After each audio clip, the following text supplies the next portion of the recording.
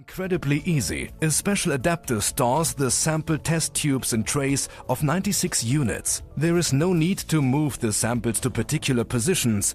Transmitted light is used to double-check that sample material is present in each test tube. To make this more visible, a test tube containing a sample is positioned between empty sample containers. If a sample test tube is empty, this is immediately identified when the sample is entered. Using a flatbed scanner and Caisley's image processing software, all the test tubes of a 96-unit tray are quickly and easily identified and moved to their particular position within the tray. The user receives a quick evaluation of the read output results in the form of color coding for the 96 positions. If a test tube code is contaminated and therefore cannot be read, the corresponding position is marked in red. In this case, the sample can be identified manually using the sample number printed on the side in clear characters. The 96-unit tray is identified with a unique barcode that is then assigned to all test tubes in all the 96 positions.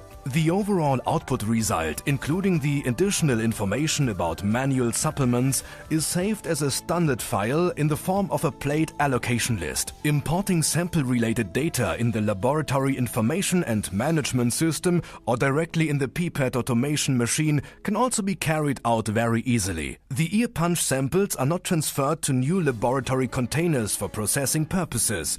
The reaction volumes of the sample test tubes from a good 300 microliters make it possible for buffer solutions and other liquids to be entered directly. For this, the hermetically capsuled samples need to be made available again.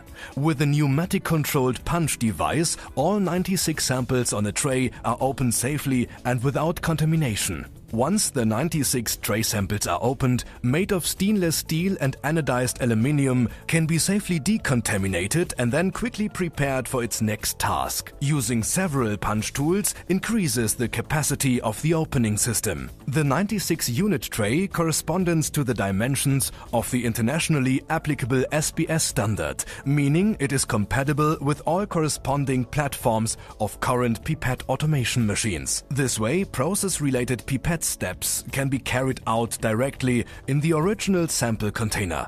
Adding buffers to the test tubes allows safe and reliable transportation of the tray between the processing stations and removal of partial quantities of the lysate for final analytical measurements.